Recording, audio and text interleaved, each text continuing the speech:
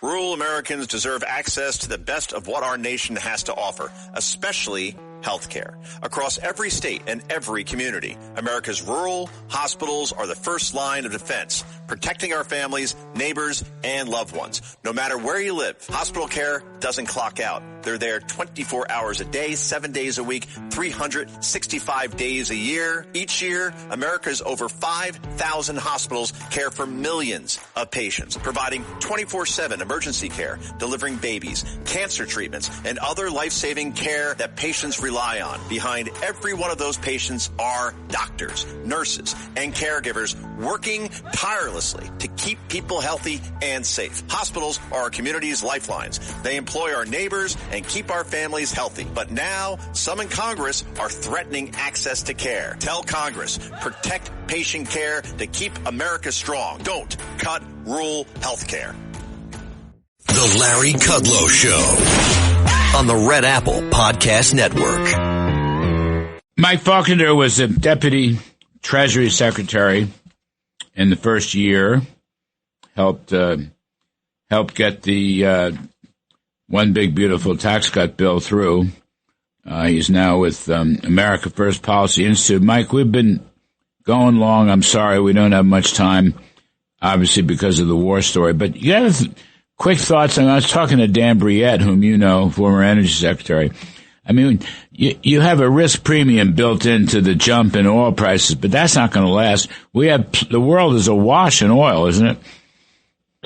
It is, and when the president talked at the State of the Union address how the Venezuelan oil is now coming into the global markets rather than being illicitly sent to China, and so that's going to be an offset to the temporary spike that we might see from military action in the Gulf. I mean, the stock market got whacked yesterday, and the stock market really has been jittery. Everybody says it's about AI and all the rest of it. But I think the stock market, there's always uncertainty when you have these military operations. It's going to come out well on the other side. I mean, we have overwhelming power, and I don't think the president's going to stop any too early on this one. Yeah, I'm in agreement with you. I think, the U.S. military continues to demonstrate the capability that it has to do just amazing operations, and I'm very confident that we'll have a short set of military activities, and once there's some resolution on that, I think you'll see equity markets and commodity markets recover from some of the fear trading that took place on Friday. I mean, it seems unimportant right now, but it was a headline. The Freddie Mac 30-year mortgage rate dropped below 6%. Will it stay below there, Mike Faulkender? It's a tough call, I know, but you think? I think for the first time, for the first time in 4 years, it's below 6. If the president continues to focus on creating growth without inflation, that's going to put pressure off of interest rates, and that'll continue to be compounded into the 10-year Treasury bond yield, which is the base rate, of course, under which mortgage securities and mortgage loans are priced. And so I think if we continue to see reductions in the budget deficit, if we continue to see economic growth, if you continue to see an absence of inflation, all of that should be good for the bond market, for long-term Treasury yields, and therefore flow into mortgage yields. Yeah, I mean, if the 10-year keeps slipping down below 4, which is interesting, the short end of the curve is inverted, right? The 3-month bill is higher in yield than the 2-year note and the 5-year note. That's not a healthy situation.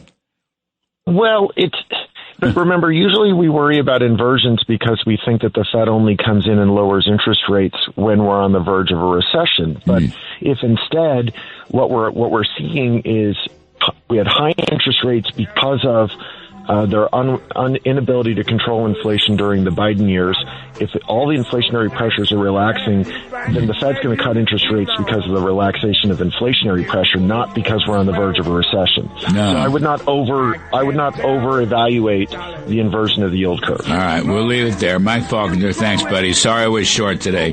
Talk soon.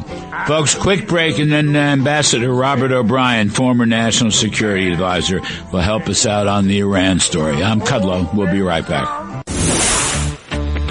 Thanks for listening to The Larry Kudlow Show. You can hear The Larry Kudlow Show Saturday mornings at 10. If you like the podcast, share it with your friends and listen anytime at WABCRadio.com and download the WABC Radio app. Hit that subscribe button on all major podcast platforms. Plus, follow WABC on social on Instagram, TikTok, Facebook, and X. See you next time for a new episode so you never have to wonder. What the heck is going on here?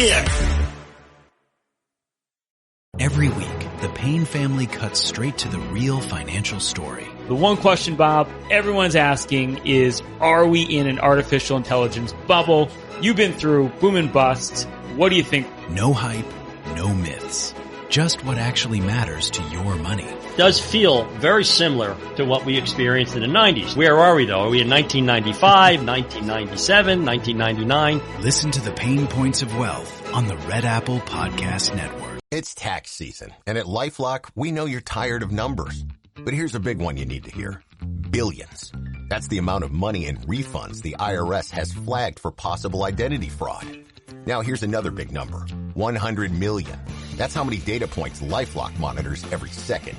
If your identity is stolen, we'll fix it guaranteed.